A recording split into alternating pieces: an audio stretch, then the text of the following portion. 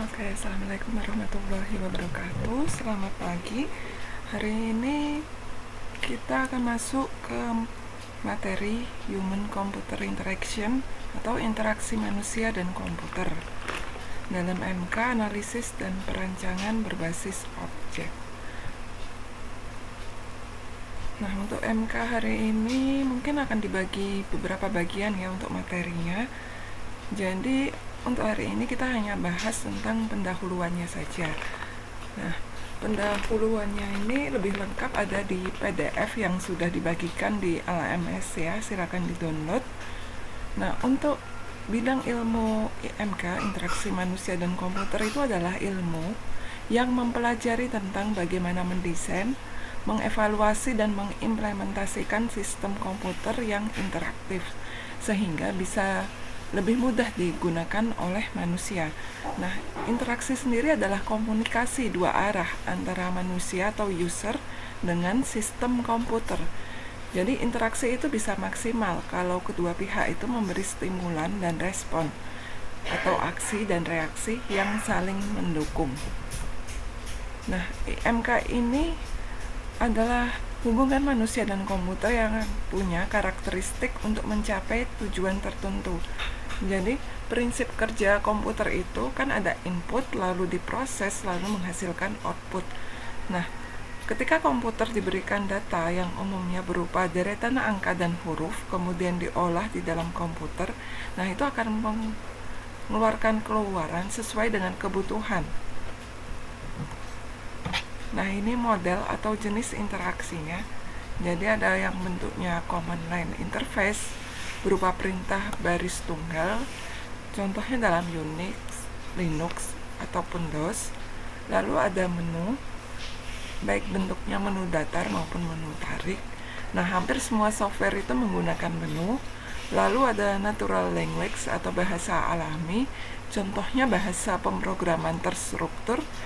Lalu ada question or answer and query dialog, ini bentuknya dalam MySQL dan database interaktif.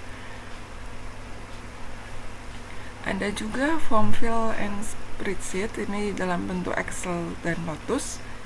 Dan WIMP, Windows Icon Menu Pointer atau Windows Icon Menu Pull Down Menu.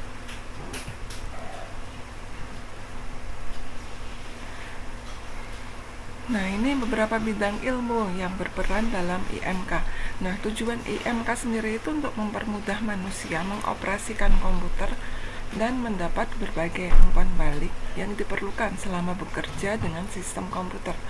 Nah, untuk membuat antarmuka yang baik itu butuh pemahaman beberapa bidang ilmu seperti teknik elektronika dan ilmu komputer dalam membuat kerangka kerja sistem HCL, ataupun psikologi, perancangan grafis dan tipografi, ergonomik, antropologi, linguistik, dan sosiologi.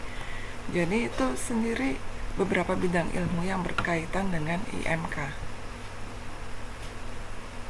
Nah, prinsip mendesain antarmuka atau interface nanti lebih jelasnya ada di PDF-nya ya.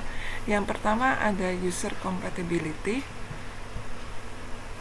Yang kedua ada product compatibility, ada text compatibility, ada workflow compatibility, konsistensi, familiarity, simplicity, direct manipulation. Lalu ada control, ada what you see is what you get, ada flexibility, responsiveness, invisible technology, robustness, protection, dan easy of learning and easy of use.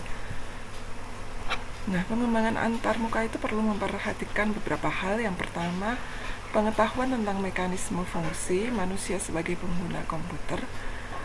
Lalu berbagai informasi yang berhubungan dengan karakteristik dialog yang cukup lebar, penggunaan prototipe berdasar spesifikasi dialog formal, serta teknik evaluasi yang digunakan untuk mengevaluasi hasil proses prototipe.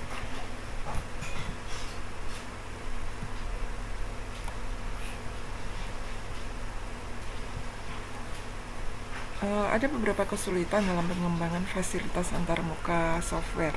Yang pertama tuh kita harus memperhatikan bahwa antarmuka itu harus menangani beberapa piranti kontrol seperti keyboard, mouse, maupun peripheral lain yang tentunya punya aliran data yang berbeda dan punya karakteristik yang berbeda pula. Nah, yang kedua, waktu yang dibutuhkan saat pengiriman data itu gimana sih kita meyakinkan bahwa tidak terjadi keterlambatan antara tindakan dari pengguna dan respon atau tanggapan dari sistem. Nah, untuk mempercepat proses perancangan dan pengembangan antarmuka, ini ada beberapa piranti bantu yang mungkin dipelajari di MK lainnya ya, seperti Visual, C++, Visual Basic, Delphi, dan lain-lain. Oke, untuk materi hari ini mungkin itu aja. Silakan dipelajari lebih lanjut di PDF-nya. Di situ ada pengertian-pengertian tentang apa itu prinsip utama mendesain antarmuka. Nah, ini referensi yang dipergunakan. Oke, terima kasih.